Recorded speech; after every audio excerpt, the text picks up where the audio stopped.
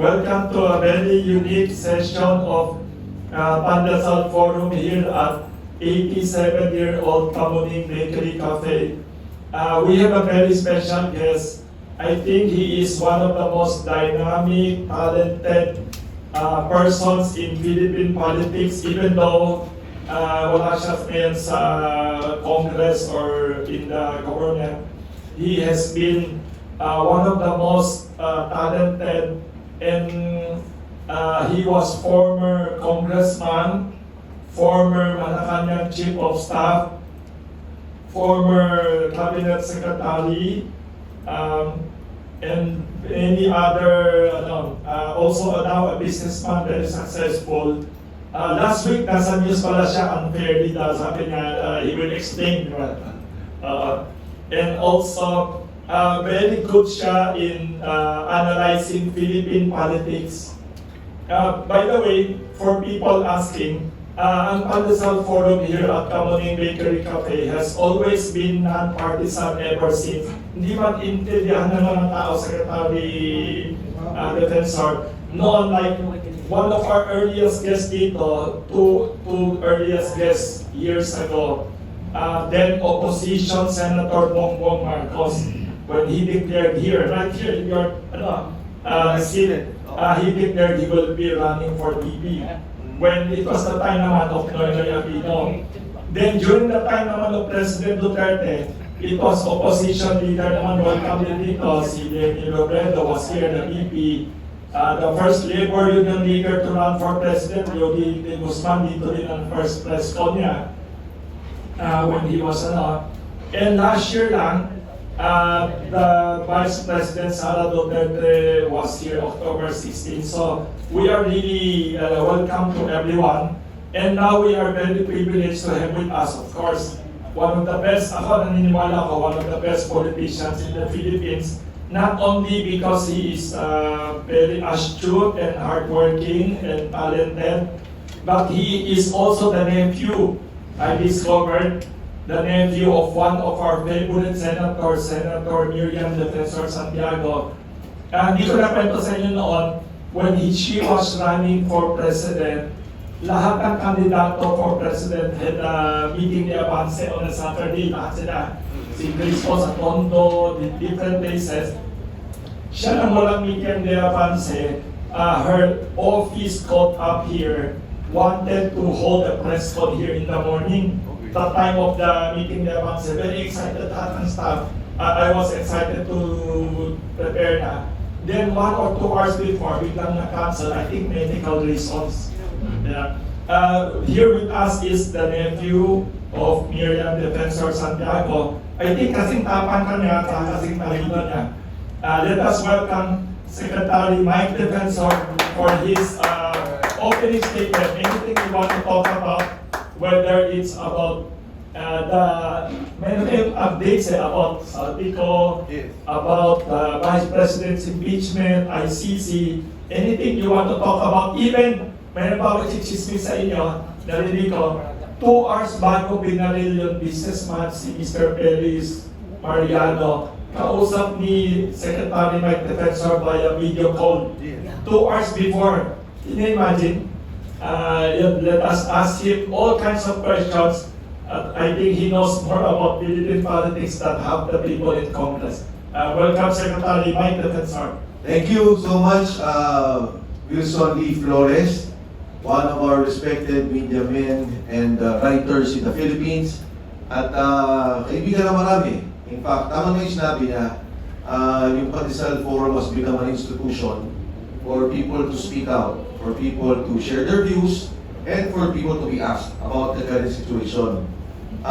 Itong Kamuning Bakery Cafe, institution na rin. Bukod sa institution, this place has also become an institution. Again, not only for good food, but also for political discussions on current events that is happening in our country. Alam ko, excited kayong lahat na mag-react ako doon sa nangyaring raid ng NBI. Yes.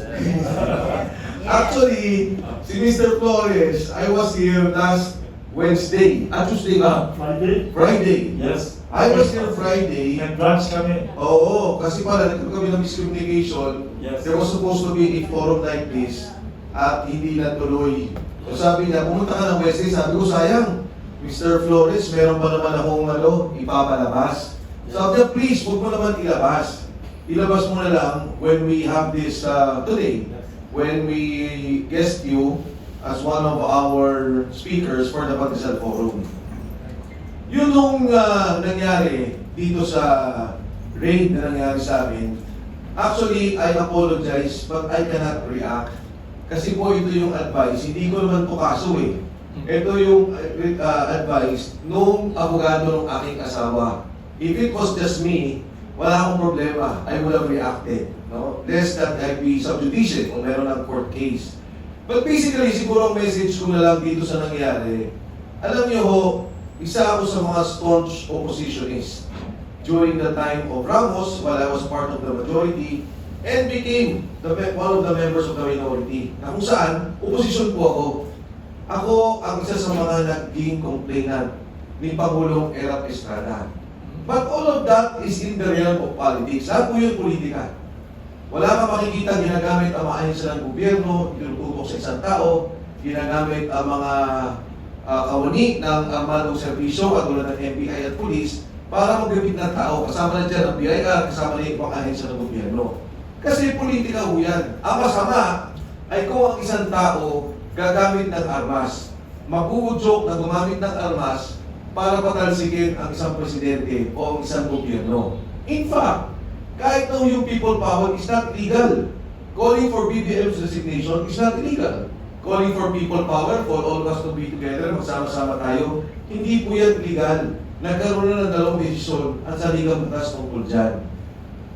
Ang masama, pagka nga po sa isang demokratikong setup na nagsasalita ka lamang at nagbibigay ka ng iyong pananaw o opinion sa nangyari sa inyong lipunan, at marahil nagsasalita ka ng hindi maganda sa ilang mga kawani ng gobyerno o liderato ng ating bansa at ginigipit yung mga tao yan. Kinakasuhan yung mga tao yan. Yan po ang hindi maganda.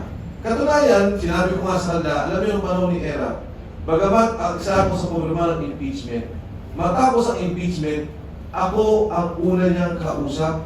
Ako ang nag-ayos para ilipat siya sa veterans. Ako din ang nag-ayos para magkaroon siya ng hospital arrest. At that time, nag-usap kami ni Pangulong Era pagka meron siya pangangailangan. Namatayan siya, kailangan niya lumabas, kailangan niya lumipat, may kailangan siyang puntahan, kailangan aprobahan po yun eh. And I was the one assisting.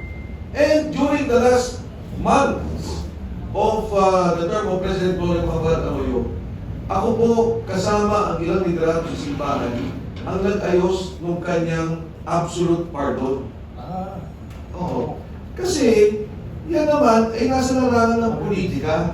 At bilang pagrespeto na dati siyang Pangulo ng ating bansa, bilang pagrespeto, hindi naman namin kailangan magdiinan. Hindi naman namin kailangan maggipitan ng isa't isa. Ngayon o, sa halin namin na Wilson, siguro lahat kami may kaso na eh. Kahapon lang nakatanggap ulit ako. 2 kaso na final ni former Secretary Anyo and former Senator Trillanes. 5 cases. Kaya kayo, pag nag-live kayo sa akin ngayon, makakasama kayo sa mga final. Kasi yun lang ang kaso ko. Nag-live ako nung magsalita yung 18 Marines. So, ang aking mensahe, alam niyo ho, ang mga tao nagsasalita at may nakikitang pagkakamali, hindi dapat ginigipit ng gobyerno. Lalo tigit ang kanilang pamilya. There are parameters in a fight. Kahit na sa ang gera, kahit na po sa totoong gera, may Geneva Protocol. Ang pamilya, ang pangkabuhayan, hindi sinasama ang mga taong hindi dapat isama. Ang dapat na kawayan sa politika ay yung mali. And the government has all the resources. Andyan sa kanya ang media outlets, meron siya sariling government outlets, meron siyang writers, meron siyang mga manunulat, meron siyang social media, may pondo siya, in fact may mga trolls siya. Ang dali-dali lang i-overwhelm ang mga nagsasalita laban sa kanya. Pero siguro mahirap pag hindi na nila alam kung paano hintuin ang katotohanan. kung hindi na nila alam, patahimikin yung mga sinasabi. And so, Mr. Flores, if I may go to Yes. the point that I wanted to raise, I have here the copy of the Ombudsman complaint. Ito po yung complaint na ipinail